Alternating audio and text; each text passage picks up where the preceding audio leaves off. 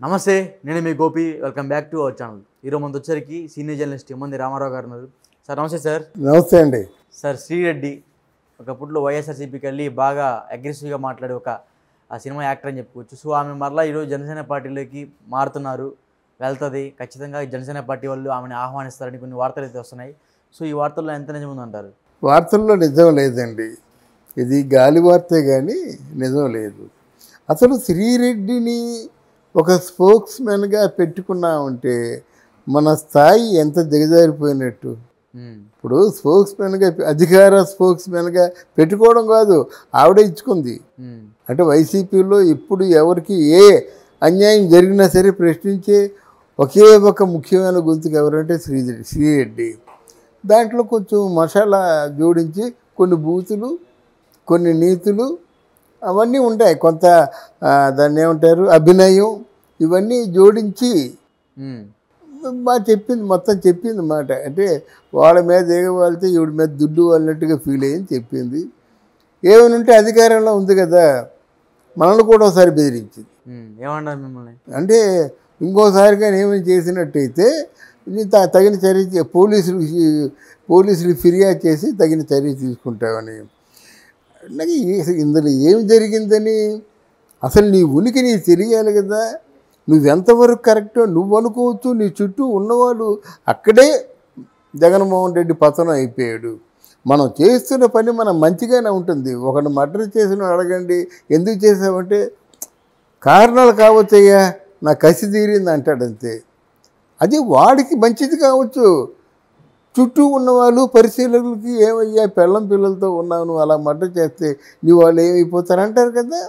ఇప్పుడు శ్రీరెడ్డి ఏం తెచ్చుకుందంటే కంప్లీట్గానా, అంటే ఆవిడకి మార్కులు కూడా వేయలేము, ఒకటో రెండో వేయలేము, మైనస్లోకి వెళ్ళిపోయిందన్నమాట.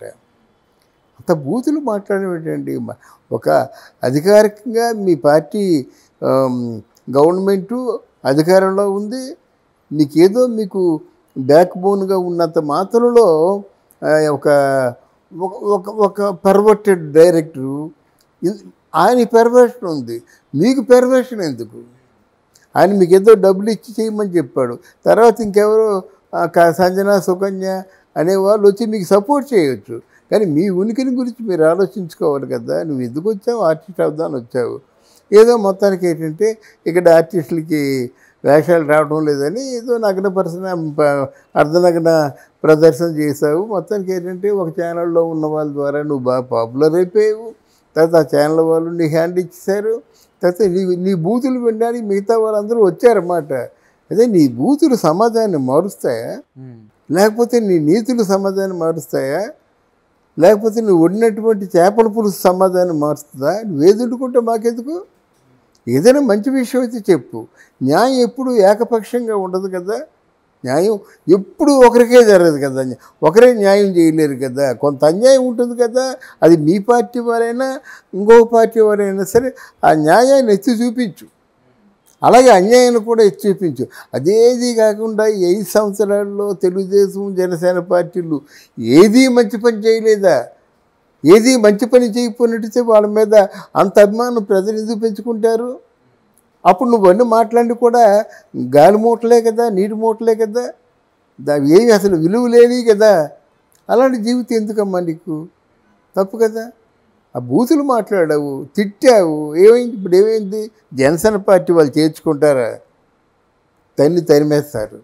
ఎందుకంటే తరిమేస్తారు. జనసేన పార్టీలో ఉన్న వీర మహిళలు అక్కడ ఒక రాయపాటి అరుణ, ఒక రజని, ఒక శివపార్వతి, ఎంతమంది ఉన్నారు బాబు? ఒకరు కాదు, ఒక్కొక్కరు చాలామంది రాజకీయ నాయకుల కంటే ఎక్కువ విజ్ఞానం కలిగి ఉన్నవాళ్ళు జనసేన వీర మహిళలు అన్నమాట. చట్టం తెలుసుకున్నారు, చట్టం చదువుకున్నారు, ఎన్నో అవమానాలు భరించారు, ఎన్నో దెబ్బలు తిన్నారు. వాళ్ళెక్కడ, నువ్వెక్కడ? ఆ పేరు ఎత్తడానికి కూడా నీకు అర్హత లేదే. ఆలోచించుకో ఒక్కసారి. ఆవేశంతో మాట్లాడడం కాదు. ఇన్నాళ్ళ బట్టి నువ్వు అంత ఎంకరేజ్ చేసిన వైసీపీ పార్టీకి కేవలం 11 సీట్లే ఎందుకు వచ్చాయి? ఆ 11 సీట్లలోంచి 6 ఎందుకు వెళ్ళిపోదాం అంటున్నారు? ఆలోచించుకో. వెళ్ళిపోతా అంటున్నారు. మరి ప్రమాణ స్వీకారానికి కూడా వైఎస్ఆర్సీపీ వాళ్ళు వస్తున్నారు, 4 వస్తున్నారు. వస్తున్నట్టుగా విశ్వసనీయ వార్త. బట్ వాళ్ళు కలవడం మాత్రం కన్ఫర్మ్ అన్నమాట. వాళ్ళకి రాజకీయ నిరుద్యోగులు అండి వీళ్ళు. ఏదో దాంట్లో రాజకీయాల్లో ఉంటుండాలా, లేకపోతే వాళ్ళ ప్రాపర్టీని వాళ్ళు సేవ్ చేసుకోలేరు. చాలా కారణాలు ఉంటాయి కదా. అంటే ఇట్లాంటి పరిస్థితుల్లో ఉన్న వాళ్ళకి ఇంకా నువ్వే భరోసా ఇస్తావు. ఈ రాజకీయం ఏం తెలుసని, నీకు చట్టం ఏం తెలుసని. రైట్ ఆఫ్ ఎక్స్ప్రెషన్ మన చట్టంలో ఉంది, కానీ ఏ ఎక్స్ప్రెషను? బూతుల ఎక్స్ప్రెషనా, బూతు మాటల, బూతు యాక్షన్లకి మన చట్టంలో అవకాశం ఉందా? ఒకసారి ఆలోచించినట్టు ఎంత బాగుంటుంది. నీ కెరీర్ ఎంత నాశనం అయిపోతుందో నీకు తెలియదు. ఎందుకంటే ఎవరు న్యాయం అంటే ఎవరి వల్ల ప్రజలకి సంక్షేమం చేకూరిందో వాళ్ళని పొగుడు, ఎవరి వల్ల ప్రజలు చాలా కష్టాలకి బలైపోయారో వాళ్ళని తిట్టు. ఒరే మనుషులైతే మీరు మారండ్రా, ప్రజల్ని బాగా చూడండిరా అని చెప్పు. అంతేగాని ఏకదమ్ 5 సంవత్సరాలు కూడా వీళ్ళందరూ మహా ఋషులు మహాపురుషులు, వీళ్ళు లేకపోతే ప్రపంచం లేదు, ప్రపంచం బతికిందంటే ఈ వైసీపీ పార్టీ వల్ల బతికిందనేటువంటి నీతి వాక్యాలు 5 సంవత్సరాల నుంచి చెప్తున్నావు. ఇంకా నీ మాటలు ఎవరుంటారమ్మా? ఎందుకు నీ వ్యూస్ పడిపోయి ఈ రోజున లక్షల్లో వెళ్ళిపోతున్న వ్యూస్ ఎందుకు 500, 600, 300 వెళ్ళిపోయింది? అవన్నీ ఆలోచించుకోవాలి. శ్రీరెడ్డి జనసేనలో కలవడం సర్వకళ. అలాగని తెలుగుదేశం పార్టీలో చంద్రబాబు అసలు చేరనివ్వడు. ఆవిడ మళ్ళీ వైసీపీకి ఒక ఆస్థాన విద్వాంసురాలుగా ఉండవలసిందే, కానీ మీకు రెండో మార్గం లేదు. టీడీపీ చేరనివ్వరండి. టీడీపీ ఆయన కొంచెం డిసిప్లిన్గా ఉంచుతారు. కేఏ పాలు అది ఒక సపరేట్గా చెప్పుకోవాలి. కేఏ పాలు ఎవరు, మన జగన్మోహన్ రెడ్డికి మైక్ అయిపోయాడు. ఇప్పుడు జగన్మోహన్ రెడ్డికి తిట్టడానికి అవకాశం లేక ఇప్పుడు కేఏ పాల్ ద్వారా తిట్టిస్తున్నాడు. వాళ్ళు ఒకటి కదా. అమ్మో, కేఏ పాలు మహాఘటికుడు. ఆడేం మాట్లాడుతాడంటే కేఏ పాలు చంద్రబాబు నాయుడు తిడతాడు, పవన్ కళ్యాణ్ తిడతాడు అన్నమాట. వాడిని కొట్టరండి, కనిపిస్తే కొట్టరా. ప్రజలందరూ ఓహో అంటుంటే నువ్వేమో ఇదో ఎవరికో ఇచ్చిన మాటకో ఎవరి దగ్గర తీసుకున్న డబ్బులు లేవు నీ దగ్గర. ఎవరి దగ్గర ముష్టి తీసుకొని ముష్టి మాట్లాడుతున్నావు, పిచ్చోళ్ళ ప్రవర్తిస్తున్నావు. కేఏ పాలంటే నాకు ఒకప్పుడు ఒక గౌరవం ఉండేది, కానీ ఇప్పుడు లేదు. ఇంకొక అవకాశం లేదు. ఆయన జనాల్ని మాయ చేయాలి, ఎవరిద్దరూ 70 లక్షలు తీసుకున్నాడు, కేసులు అయ్యాయి, అన్నీ ఇలాగే. కేఏ పాల్ గురించి చెప్పుకుంటే చాలా అసహ్యం అన్నమాట. లేకపోతే మైకి పెట్టుకొని వాళ్ళకి ప్రమాణ స్వీకారం అవ్వలేదు. చంద్రబాబు తాలూకు గోతులన్నీ చెప్తావేంటి, రీతులన్నీ చెప్తావేంటి? పవన్ కళ్యాణ్ కూడా సరికాదు, నా దగ్గరికి వచ్చేసి ప్రజాశాంతి పార్టీ ప్రపంచంలో నెంబర్ 1 పార్టీ చేస్తానంటే ఏంటిది? నేను 1,00,000 కోట్లు తెస్తాను, 10 లక్షల కోట్లు తెస్తాను, ఆంధ్రదేశంలో అప్పు తీర్చేస్తాను, ఒక 100 కోట్లు 100 పరిశ్రమలు తీసుకొస్తాను 6 మాసాల్లో. ఇవన్నీ పిచ్చి మాటలు కాదు. అలా అయిపోయింది మన ఎవరు శ్రీరెడ్డి కూడా. కేఏ పాలు మాటలు ఎలాగుంటాయో నీ మాటలు అలాగే ఉంటాయన్నమాట. అలాగని నేను పిచ్చిదానివని అనటం లేదు, కానీ మాటలు పిచ్చిగా ఉన్నాయని జనం అనుకుంటున్నారు. శ్రీరెడ్డి గారిది మరలా ఇప్పుడు రాబోయే రోజుల్లో ప్రస్తుత జీవితం ఎలా ఉండబోతుంది? శ్రీరెడ్డి ఆవిడకి ఏదైనా మాటలు మాట్లాడామంటే దానికి గవర్నమెంట్ అంగీకారం, గవర్నమెంట్ సపోర్ట్ లేకపోతే ఈ ప్రజాస్వామ్యంలో బ్రతకలేమండి. ఇప్పుడు ఇంతటి కొడాలి నానేమైపోయాడండి, ఇంట్లో తలుపులు మూసేసుకొని కిటికీ కుంకుమ గాజులు తీసుకెళ్లారు అంబటి రాంబాబుకి నన్ను గుంటూరులో. అలా వనబిని నమసి పారిపోయాడు కనిపించకుండాను.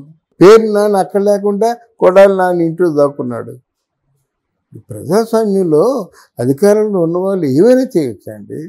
ఇప్పుడు చెప్తున్నాడు కొడాలి నాని పోలీసులు ప్రేక్షక పాత్ర వహిస్తున్నారని.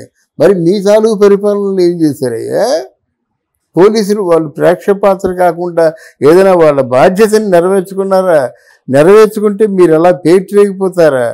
ఇన్ని ఘోరావులు, ఇన్ని సమ్మెలు, ఇన్ని దాడులు జరిగాయంటే మీ తాలూకు అరాజకత్వం, మీ తాలూకు అప్రజాస్వామిక పరిపాలన వల్ల కాదు.